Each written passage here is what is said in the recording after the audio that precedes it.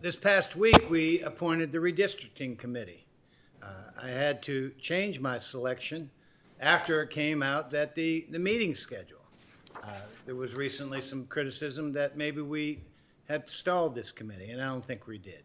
I think we had this impression that there wasn't much to do, or there wasn't anything really to do until they got the information. And what that's done, it's kind of given us a disservice. People wanted to serve on this board. And I had initially appointed Linda Limas. I know Linda very well from Lexington Park Rotary Club and our efforts with the Feed St. Mary's Food Bank. And she's a wonderful person and was my pick. But once she got the list of meeting schedule, because it has to be done by the 31st and the timeline has been so condensed, there's a lot of meetings, sometimes twice a week, 6, 7 meetings a month, maybe more, depending on what they have to do. So Dr. Patricia Richardson, former superintendent of schools, was a superintendent when I was on the Board of Ed 20-some years ago, had agreed to take her place. And thank you, Dr. Richardson. You'll be a welcome addition to that board. But my point is that these people have a lot of work to do, and they don't have much time to do it. Now, we're very hopeful that we get this census information right after Labor Day, sometime early in September. But Lord knows it's going to be a big undertaking.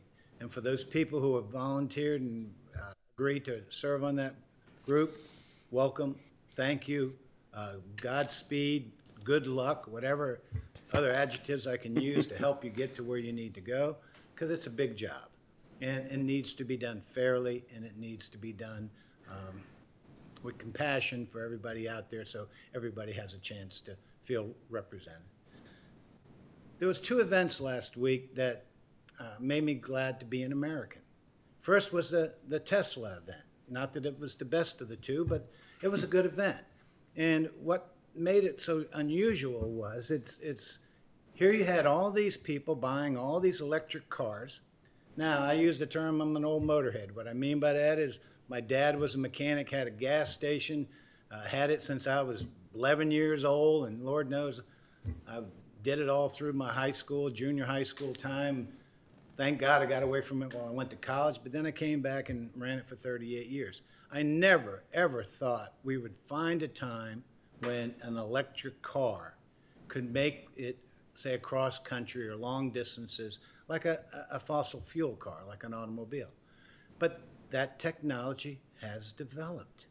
And as an American, I'm proud to say there's people like Elon Musk, people like Steve Jobs, God rest his soul, Bill Gates, this guy Zuckerberg, whether you like him or not, or Bezos, or whether you like these people or not.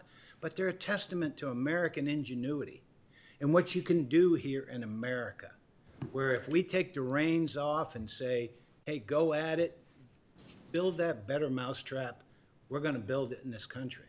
And also it allows us to reduce our footprint. I personally have ordered a new car, but I may cancel that and look at these Teslas. They were pretty impressive. Last thing is last Wednesday night, we had a storm brew up. Now, of course, I was out and doing some errands, and my wife asked me to pick up some stuff at BJ's. I did. I come out, and boy, the wind was blowing, and the rain was raining, and the hail was coming down. It was, well, maybe it's climate change. I don't know. But it was a heck of a storm. So I started home, and of course, I called my wife and said, look, I'm a little backed up. So she said, well, be careful, a lot of limbs down in the yard. Well, as I got home on Sodley Road, there were 5 big trees blocking me from getting to my house. Now, I got chainsaws like probably everybody else does, but they were at the house. And sure enough, couldn't get home. So what I did is called 911. Thank God, some people from Hollywood Volunteer Rescue Squad showed up. But they had their brush truck, and they had some equipment, but they did not have the equipment that you needed to move these big trees. So they said, Mike, you're going to have to call the county. I had already called the county, but look, other people had needs too. This storm hit the county. There was trees down all over. So look, we just had to take care of ourselves. So I called my neighbor, Keith Dugan, good man. And I said, Keith, I can't get home and you can't get out. How about you got a chainsaw. Yes, he does. So he got his brother, Brian, got his nephew, Michael, and they started at their end working towards me. Well, lo and behold, these wonderful people who have moved into St. Mary's County, Jeff and Sue Wanamaker, they bought a Dr. Salmony's horse farm, and they've done a wonderful job converting it. Well, Jeff shows up with his chainsaw, sees what we're dealing with, and says, this isn't going to be big enough. Goes home and gets some type of piece of equipment that he owns to work on his farm, come back, cleaned all those trees out, cleaned it all up for the neighborhood. It was like, didn't want any money, didn't expect any money.